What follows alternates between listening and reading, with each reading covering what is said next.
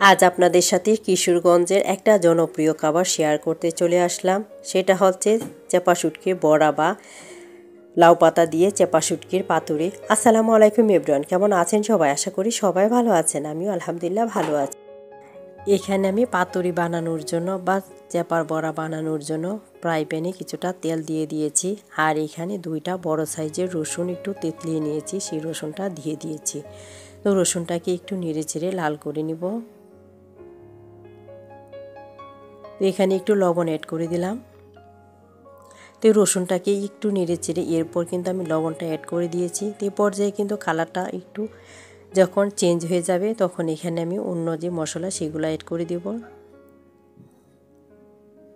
এখানে আমি 10-15টা কাঁচামরিচ তেঁতলিয়ে নিয়েছি, সেটাও কিন্তু দিয়ে দিয়েছি। আর এটা আমি হামানদস্তায় তেঁতলিয়ে নিয়েছি, চাইলে আপনারা শিলপাটায়ও করে নিতে পারেন। এখন অ্যাড করে দিচ্ছি 1 চা চামচ হলুদ গুঁড়া। আর দিয়ে দেবো এখানে শুকনো মরিচের গুঁড়া 1 চা চামচ। জালটা আপনারা আপনাদের পরিমাণ মতো অ্যাড করতে পারেন, কিন্তু 2টাই মরিচ দিতে চেষ্টা করবেন। এতে করে দেখবেন খাবার সময় ফ্লেভারটা অনেক বেশি ভালো আসবে আর টেস্টটাও বেড়ে যাবে। তো অল্প একটু পানি দিয়ে দিয়েছি, আর এই পানিটা দিয়ে কিন্তু আমি এখন পুরো রান্নাটা করে নিব। এখানে অল্প পানি দিলে হবে, বেশি পানি দিতে হবে না। এখানে চাইলে কিন্তু আপনারা যে কোনো চাপা শুটকি দিয়ে এটা করে নিতে পারেন। আমি এখানে বাঁশ পাতার চাপা নিয়েছি, তো সেটা দিয়ে দিচ্ছি। চাইলে কিন্তু আপনারা যে পুঁটি মাছের চাপা সেটা দিয়েও করে নিতে পারেন। তো মাছটা কিন্তু আমি ধুয়ে পরিষ্কার করে নিয়েছি, আর এখন এটা দিয়ে দিচ্ছি।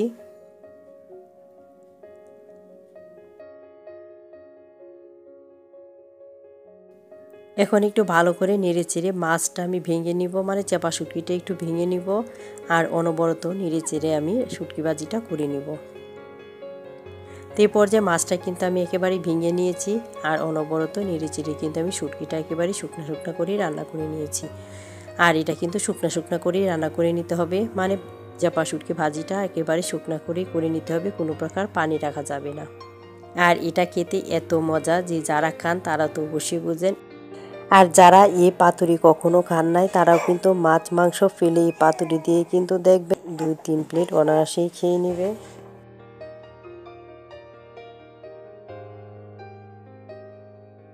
এই চাপা শুটকি বড়া যদি আপনি একবার খান তাহলে দেখবেন যে দ্বিতীয়বার খাওয়ার জন্য অজুহাত খুঁজবেন।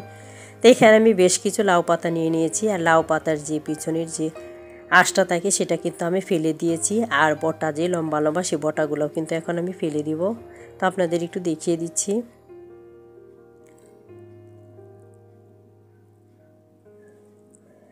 এখন পাতাগুলি আমি একটু ভাজ করে নিব। তো আমি 5টা করে পাতা ভাজ করে এরপর এর ভিতরে চাপাটা ঢুকিয়ে দিব। তা আমি এখানে 5টা করে পাতা নিয়েছি, চাইলে কিন্তু আপনারা 3টা বা 4টা করে পাতা দিয়ে এটা করে নিতে পারেন। আমি এটা তৈরি করেছি লাউ পাতা দিয়ে, তো আপনারা চাইলে কিন্তু এটা চাল কুমড়ার যে পাতা সেটা দিয়েও তৈরি করে নিতে পারেন, সেক্ষেত্রে কিন্তু টেস্টটা আরও বেশি ভালো আসবে। এখন পাতাগুলি আমি ভাজ করে নিয়েছি, আর পাতাগুলি ভাজ করার পর আমি যে ভাজিটা করে নিয়েছি সেই ভাজিটা এখন এখানে দিয়ে দিব। তো ভাজিটা কিন্তু আমি একটা বাটিতে ঢেলে নিয়েছি, আর এখন ভাজিটা এখানে দিয়ে দিব।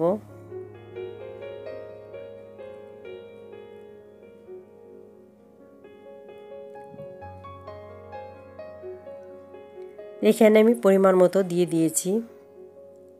চাইলে কিন্তু লাউ পাতাটা আপনারা একটু লবণ দিয়ে কুচলিয়ে এরপরেও কিন্তু করে নিতে পারেন। যেহেতু আমি ফটো উঠাবো তাই কিন্তু আমি পাতাটা কুচলিয়ে নিইনি। তো আপনারা যদি চান তাহলে কিন্তু পাতাটা একটু কচলিয়ে নিতে পারেন, এতে করে যখন ভাজটা দিবেন তখন দেখবেন সুন্দর করে ভাজটা হয়ে যাবে, কারণ পাতাটা একটু নেতিয়ে যাবে, তাই তো ভাজটা অনেক বেশি সুন্দর হবে।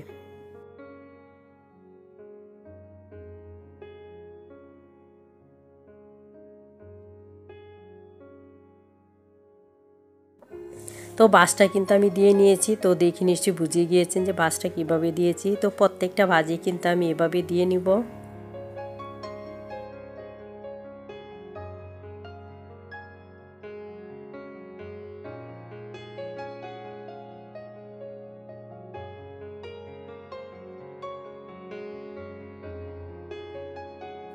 এই পাতুরিটা চাইলে কিন্তু আপনারা সংরক্ষণ করেও খেতে পারেন।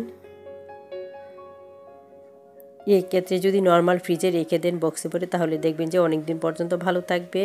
এখন এখানে আমি কিছুটা তেল দিয়ে দিয়েছি, আর তেলটা গরম হয়ে যাওয়ার পর এখন যে পাতুরিগুলি আমি তৈরি করে রেখেছি সেই পাতুরিগুলি দিয়ে দিচ্ছি।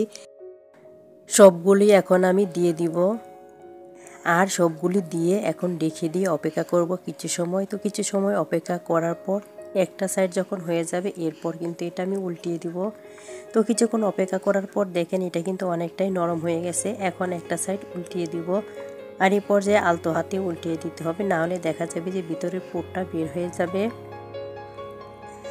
এ পর্যায়ে একটু সাবধানে কাজটা করে নিতে হবে, না হলে পাতুরির যে পুরটা সেটা বের হয়ে গেলে কিন্তু আবার ফ্রাই প্যানটা একেবারে নষ্ট হয়ে যাবে, আর পাতুরিগুলো খেতে আর ভালো লাগবে না।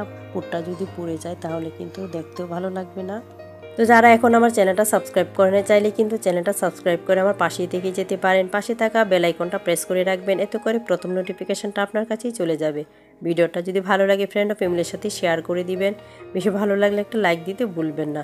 তা আমি কিন্তু এভাবে উল্টিয়ে এরপর ঢেকে দিয়েছি, আর এভাবে উল্টিয়ে পাল্টিয়ে কিন্তু আমি পুরোটা পাতুরি তৈরি করে নিয়েছি। আর অল্প আঁচে বসিয়ে রাখলে আর রেখে দিয়ে মাঝে মাঝে উল্টিয়ে দিলেই কিন্তু পাতুরি একেবারে রেডি হয়ে যাবে। তো চুলাটা কিন্তু আমি বন্ধ করে দিয়েছি, আর পাতুরিটা কিন্তু আমার একেবারেই হয়ে গেছে।